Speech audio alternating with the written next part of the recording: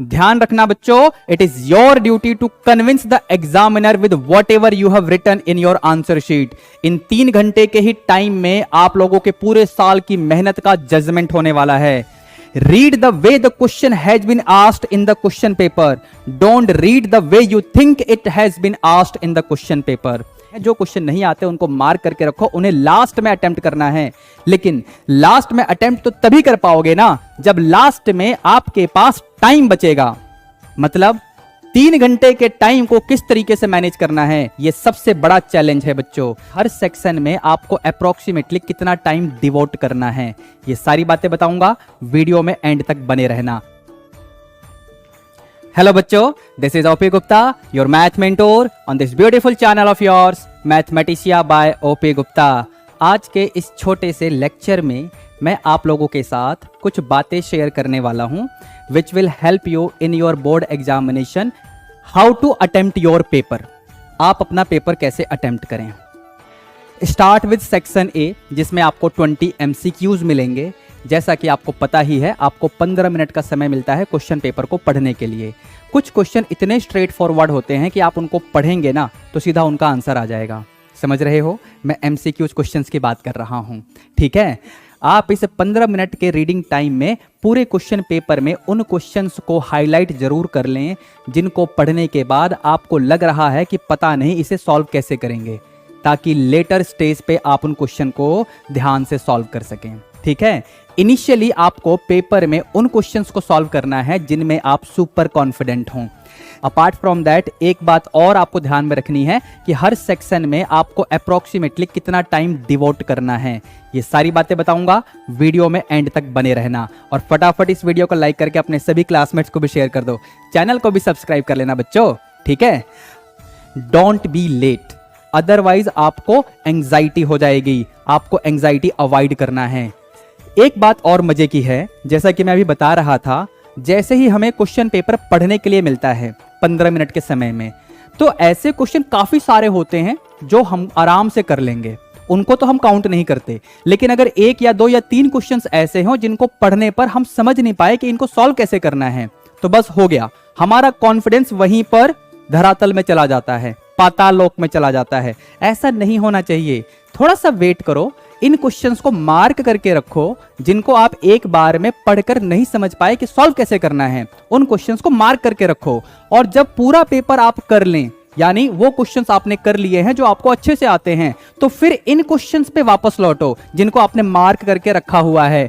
कुछ ना कुछ तो आप कर ही लेंगे। जब आप सॉल्यूशन लिखना शुरू करेंगे ना, तो आप देखेंगे कि आप उन क्वेश्चंस को या तो पूरा सॉल्व कर लेंगे या कुछ तो करोगे। हो सकता है 5 मार्कर क्वेश्चन हो, वहां पर आपको 3 मार्क्स मिल जाएं। Are you getting? क्योंकि CBSE में स्टेप वाइज मार्किंग होती है। समझ रहे हो मेरे बच्चे? अब इसके बाद यहां पर कुछ जनरल टिप्स हैं जो कि आप में से ज्यादातर बच्चे फॉलो करते भी होंगे। जो आपका आंसर शीट होता है उसमें राइट साइड में आप रफ वर्क के लिए थोड़ा सा मार्जिन क्रिएट करके रखें। फेयर वर्क लेफ्ट साइड में करना चाहिए। टॉप टू बॉटम चलना चाहिए। पहला स्टेप, फिर नेक्स्ट लाइन में दूसरा स्टेप, फिर नेक्स्ट लाइन में तीसरा स्टेप। लेफ्ट टू राइट लिखने की टेंडेंसी कम से कम रखनी चाहिए, समझे। अपार्ट फ्रॉम दैट 2 क्वेश्चंस के सॉल्यूशन के बीच में आपको प्रॉपर स्पेसिंग रखनी चाहिए, स्पेशली सब्जेक्टिव क्वेश्चंस में। मान लो आप क्वेश्चन नंबर 25 सॉल्व कर रहे हैं, जहां पर उसका सॉल्यूशन खत्म हुआ उसके नेक्स्ट लाइन में ही आपको क्वेश्चन 26 शुरू नहीं करना है। भाई 2-3 लाइन तो छोड़ दो, इससे आपका पूरा answer sheet neat and clean लगेगा। अगर आपका पेपर नीट एंड क्लीन रहेगा तो इससे एग्जामिनर को यह इंप्रेशन जाता है कि आपकी तैयारी अच्छी है, आप कॉन्फिडेंट हैं। ध्यान रखना बच्चों, it is your duty to convince the examiner with whatever you have written in your answer sheet. इन 3 घंटे के ही टाइम में आप लोगों के पूरे साल की मेहनत का जजमेंट होने वाला है। तो ये 3 घंटे आपको बहुत अच्छे से गुजारने हैं अपने एग्जाम हॉल में, ठीक है बच्चों। फिर आपको एक ग्राफ पेपर भी मिलता है। ग्राफ पेपर सिर्फ LPP के लिए होगा। इसमें आपको स्केल, पेंसिल, इरेजर जो भी यूज करना है प्रॉपरली यूज करें। नीट लेबल्ड डायग्राम आपको बनाना है, समझ गए। कई बार हम क्वेश्चन पेपर में जो क्वेश्चन पढ़ के आते हैं उसी का हम आंसर कर देते हैं, लेकिन जब एग्जाम हॉल के बाहर हम निकलते हैं टाइम अप होने के बाद, तो फिर उस क्वेश्चन को दोबारा देखते हैं तो हमें लगता है ओ माय गॉड, मैंने ये क्या कर दिया, ये क्वेश्चन जो मैं सॉल्व करके आया हूं वो तो क्वेश्चन पेपर में है ही नहीं। मतलब read the way the question has been asked in the question paper, don't read the way you think it has been asked in the question paper. यानी क्वेश्चन जिस तरीके से क्वेश्चन पेपर में है उस तरीके से ही पढ़ना है, उसी का आंसर करना है। इसके लिए आपका पूरा कंसंट्रेशन क्वेश्चन पेपर में ही होना चाहिए, इधर उधर की बातों में ध्यान नहीं लगाना है। ठीक है बच्चों, आपके सिलेबस में कुछ ऐसे टॉपिक्स हैं जहां पर कई बार डायग्राम बनाने की जरूरत पड़ जाती है, जैसे एप्लीकेशन ऑफ इंटीग्रल्स। कई बार वेक्टर्स वाले चैप्टर में भी डायग्राम बनाने की जरूरत पड़ जाती है, 3 डायमेंशनल ज्योमेट्री वाले चैप्टर में, या फिर मैक्सिमा मिनिमा वाले क्वेश्चन में भी डायग्राम की जरूरत हमको पड़ सकती है।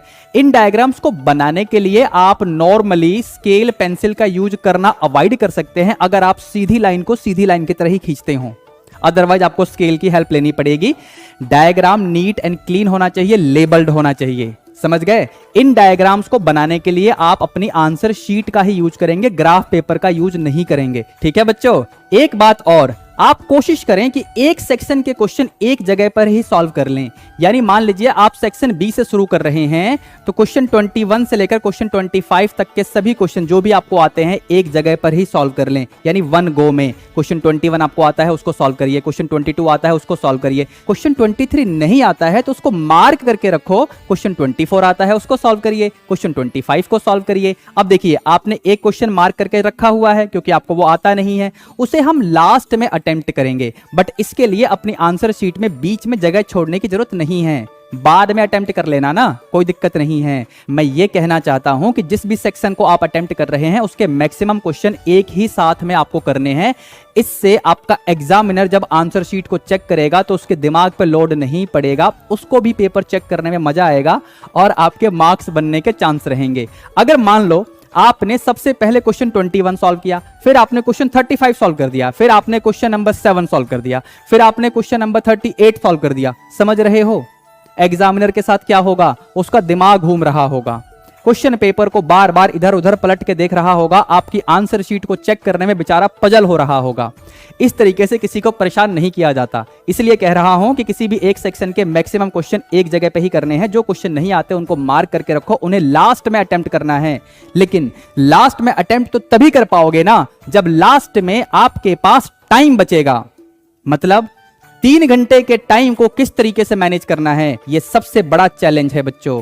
जो क्वेश्चंस आपको आते हैं ना उनको सजा सजा के सॉल्व नहीं करना है।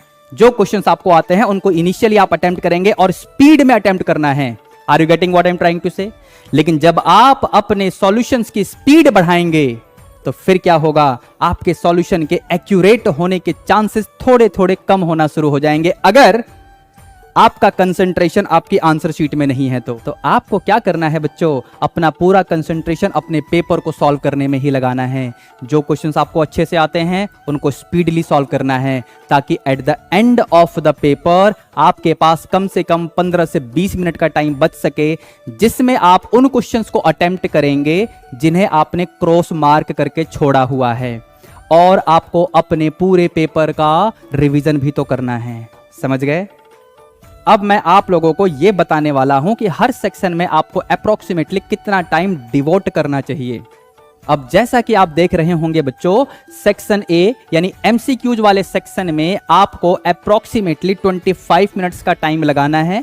बट ध्यान रखना, एमसीक्यूज में आपको सिर्फ करेक्ट ऑप्शंस लिखने होते हैं, उनको सॉल्व कर करके ना टाइम वेस्ट मत करना। Are you getting what I am trying to say? ठीक है। इसके बाद सेक्शन बी से लेकर सेक्शन ई तक ये तो सब्जेक्टिव क्वेश्चंस हैं, यहां पर तो आपको स्टेप बाय स्टेप लिखना ही पड़ेगा। सेक्शन बी में अप्रोक्सीमेटली आपको 20 मिनट का टाइम लगाना है।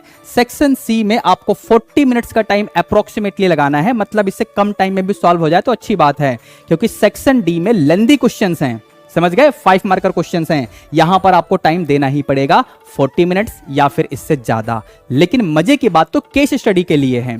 केस स्टडी में वैसे तो सिर्फ 3 क्वेश्चंस हैं, लेकिन हर क्वेश्चन 4 मार्क्स का है, यानी total 12 marks out of 80 marks. More over ये 3 केस स्टडीज तो हैं, लेकिन इनमें सब पार्ट्स होते हैं, first part, second part, third part. अब इस तरीके से ये 3 क्वेश्चन ना होकर टोटल 8 क्वेश्चन हो जाते हैं। तो बेसिकली आप सेक्शन ई में यानी केस स्टडी वाले क्वेश्चंस में टोटल 3 क्वेश्चन ना सॉल्व करके एक्चुअली में 8 क्वेश्चन सॉल्व कर रहे होते हैं। तो टाइम तो सेक्शन ई में भी ठीक ठाक लगेगा आपको। और अगर आपने इनिशियली अपने पेपर को इस तरीके से प्लान किया है कि जो क्वेश्चन आपको आते हैं उनको आपने स्पीडली सॉल्व किया है, बेमतलब की सजावट में टाइम वेस्ट नहीं किया है, तो फिर आपके पास अच्छा खासा 15 से 20 मिनट का टाइम बच रहा होगा। इसमें आप उन क्वेश्चंस को सॉल्व करिए जो आपसे फर्स्ट अटेम्प्ट में सॉल्व नहीं हुए थे, जिनको आपने क्रॉस मार्क कर रखा है, और अपने पेपर को भी रिवाइज करते चलिए। अब जैसे ही आप अपना पेपर फिनिश करके एग्जाम हॉल से बाहर आएंगे तो दोस्तों के साथ डिस्कशन करके अपना दिमाग खराब ना करिए। Are you getting what I am trying to say? मैं ये कह रहा हूं कि जितना बेहतर आप कर सकते थे अपने एग्जाम में, आपने बिल्कुल वैसा ही किया है। जो हो चुका है उसे आप बदल नहीं सकते हैं, तो be at peace with yourself. और लाइफ में जो अगला माइलस्टोन आपका वेट कर रहा है उसकी प्रिपरेशन में जी जान से लग जाओ। यहां पर एक छोटा सा मैसेज है, I would like you people to read it loud.